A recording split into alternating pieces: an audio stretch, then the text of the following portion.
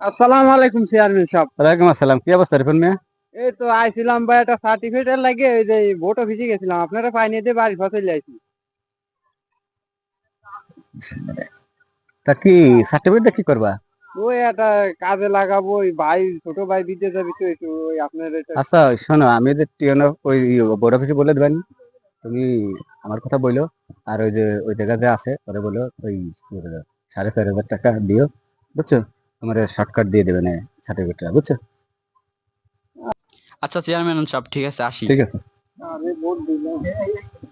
শালারা আমার কাছে নির্বাচনের সময় টাকা খাইছিস, তোদের সব কটারে আমি একেবারে সাইজ করে দেবো তিলে তিলে, মনে রাখিস। যেটা আসো ওটারই টাকা ছাড়া কোনো কথা নাই। নির্বাচনের সময় তোমরা আমরা অনেক টাকা নষ্ট করাইছো।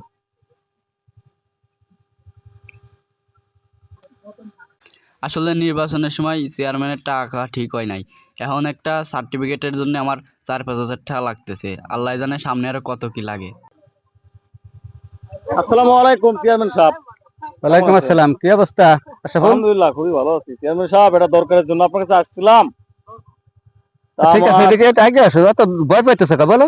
আমার বড় ভাই থাকে হলো ঢাকা, তার আইডি কার্ডের একটা সমস্যা হয়েছে, তা আইডি কার্ডটা বানানো দরকার, এই জন্য আপনার কাছে বলতে আসলাম। আপনি কি বলেন তা? লাগে পাইছি, তোদের সবসময় খাবো। আচ্ছা ঠিক আছে, তুমি যেহেতু আসছো, তুমি তো আমার এলাকারই ছেলে, তো তোমার তো একটু উপকার করতেই হয়। তা তুমি বোর্ড অফিসে যাই, ওই জায়গাতে মনে করো সবার কাছে তো 6-7 হাজার টাকা নেয়, আমি বলে দেবানি তোমার 2,000 টাকা কমাই দেবেনি, 5,000 টাকা হলে দিয়ে দেবেনি নাকি? আচ্ছা চেয়ারম্যান সাহেব, আপনি যা কন। আচ্ছা ঠিক আছে, তাহলে যাও। হ্যাঁ? আচ্ছা থাকেন তাহলে।